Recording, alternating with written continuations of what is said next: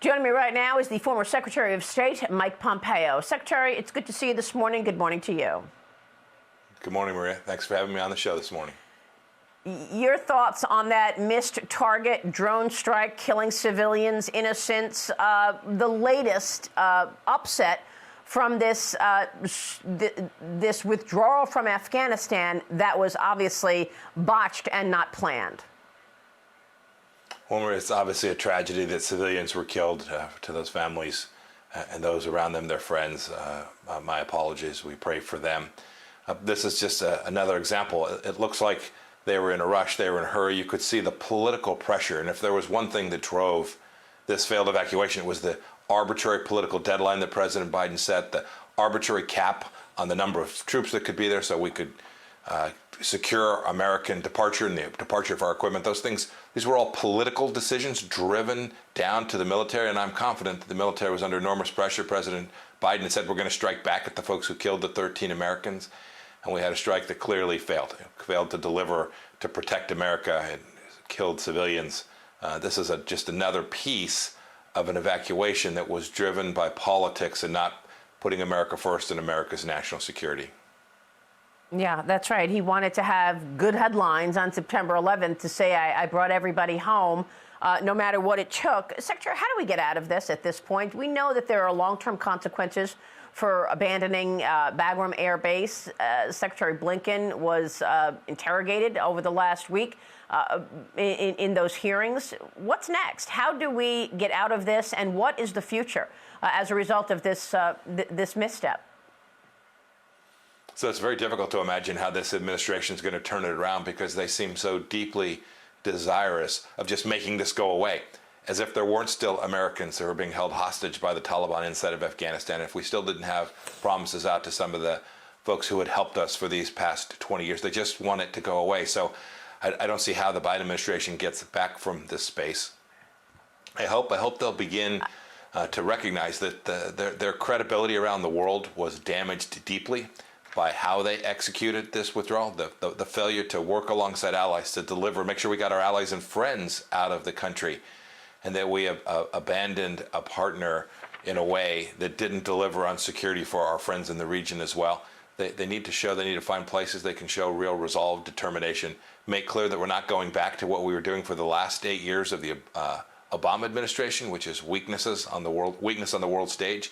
If they'll do those things, we can improve our lot in Afghanistan and the ability to do counterterrorism in that region. And then there are a handful of tactical things. There are still fighters in Afghanistan. We should provide moral support to them as well. This was a takeover by a group of terrorists, and we should make doubly sure that we never recognize the Taliban as the rightful leaders of Afghanistan. Well, this is a really important point that you're making, because this is what I've been saying the last few weeks. This was a coup. The Taliban came and took over Afghanistan. Are we supposed to be recognizing them as a real government, given the fact that this is a group of terrorists who are attached to other terrorists like al-Qaeda, and they just pulled off a coup? Yeah, there's no way we should recognize them. Think about this. I heard Secretary Blinken say there was no plan. No, there was a detailed plan. They just chose to tear it up and put a political constraint where we had a conditions-based security model for how we were approaching the risk from terrorism in Afghanistan. Just very different ways of thinking about the problem set. And so when you talk about this coup, this takeover, we tried to get all the players at the table. We had women's groups, NGOs, the Taliban, folks from the north, the Afghan government itself, all at the table trying to get a transition where we could someday, maybe it'd be 10 years, to get reconciliation among the Afghans. They just permitted the Taliban to throw all of that away, to throw normal diplomacy away, the hard work that we were engaged in, and allowed terrorists to take over this country. We shouldn't recognize them. And most importantly, Maria, and what I'm most worried about, is I think there may be American taxpayer dollars that are headed for the Taliban as well. We will bribe them, we will pay them, we will coerce them through using U.S. taxpayer dollars to convince the Taliban either to allow Americans out or for something else where we have no leverage today because of the decisions that this administration made.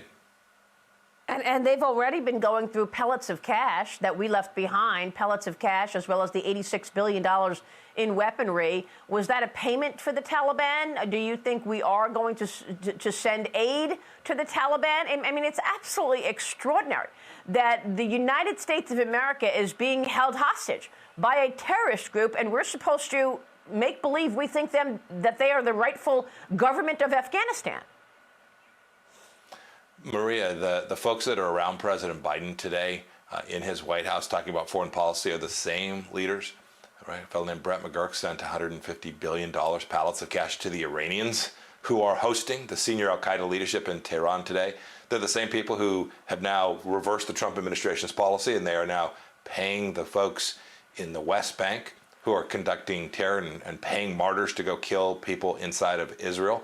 It wouldn't surprise me if this administration didn't blanch at paying the Taliban, these terrorists, these massive violators of basic, most fundamental human rights. It wouldn't surprise me if they would use American taxpayer resources to exert leverage over them. Unbelievable. Meanwhile, China waiting in the wings. We have been reporting on this program the last couple of weeks that we understand China is negotiating a status of forces agreement to move into the Bagram Air Base, so strategically located near China, a very short distance from where the Uyghurs are locked up in the Xinjiang region, a very short distance from where China is expanding its nuclear facility. And then you've got this tweet from Anthony Blinken. I want to show you this tweet. Put this up on the screen. In this tweet, he says, "We stand with the people of Hong Kong and continue to support their human rights and fundamental freedoms." A short time after this was posted, the State Department took it down. And they said, oh, it was a mistake. That tweet was meant for somebody else. And then this tweet was put up. And obviously, that key sentence was taken out. "We stand with the people of Hong Kong and continue to support their human rights and fundamental freedoms" was not in the replaced tweet of Anthony Blinken. And instead, it was put into the spokesperson's tweet, Ned Price. Your thoughts on what went on here? Did the CCP just pressure the U.S. government to not say we're standing with Hong Kong? Do we stand with Hong Kong? Well, the simple answer to the last question is the most important one. The statement that Secretary Blinken originally put out is absolutely true. The United States must stand with the people of Hong Kong every day, always. We must demand that their rightful place that the Chinese Communist Party had itself agreed to for 50 years be restored. It doesn't appear that's where the Chinese Communist Party is heading, but the United States must continue to stand strongly with them, just as we do with the people of Taiwan. I don't know what happened. I don't know why this tweet was taken down. The original tweet that Secretary Blinken had posted was perfectly in line with what I believe the United States policy should be. So I don't know. I don't know if it was the craziness that can happen inside the State Department's bureaucracy. I certainly saw that. I can't tell you what the administrative challenge was, but as a substantive matter, as a matter for protecting Americans and putting our country first, simple statement by America's Secretary of State that we stand with the people of Hong Kong should seem pretty straightforward. Yeah, even as the Global Times, the mouthpiece for the CCP, is promising that the U.S. is going to see another terrorist attack on its own soil in a different tweet.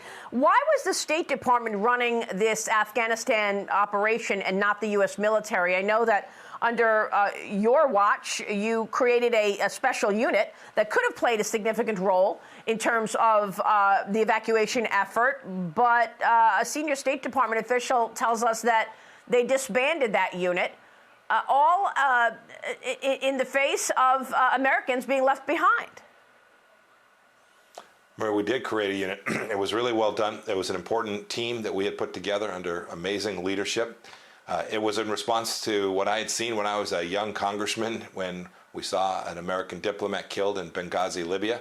We knew we needed State Department resources capable of getting people out of harm's way at a moment's notice, to be able to put resources on the ground. This administration will have to explain why they didn't want to follow us down that path. Look, as for why the State Department was in charge, it makes sense to put the State Department in charge of getting diplomats and resources out. But more importantly than who's in charge, in the end, the Commander-in-Chief is in charge. It was President Biden's responsibility to provide the resources and the political freedom and the space for our military and our State Department to make sure we got every American out, every American diplomat, every American citizen, and every American military personnel, and they simply failed to do that, and frankly are failing to do that even as we sit here today.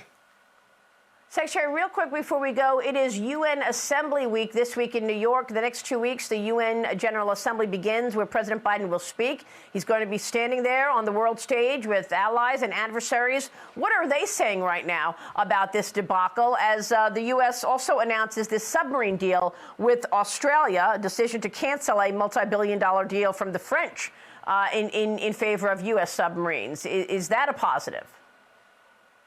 Well, I'm happy about that. It's a good decision the Australians made. I think it'll be great for the alliance between the United States and the Quad. And obviously, this deal was with the Australians and the United Kingdom. Good on the administration for making that happen. Those American submarines will prove important in deterring Chinese Communist Party aggression. But Maria, they'll only do that. You talked about the UN General Assembly this week. That's a bunch of leaders coming to say words. That's great. It's important to hear what people are thinking around the world. But in the end, the leaders who saw what the United States has done with Iran, in Afghanistan, they see American weakness. We don't need more words from President Biden saying we're strong. We need demonstrable evidence that, in fact, this administration will continue to put American power in play. Thank you, Maria. Thank you so much.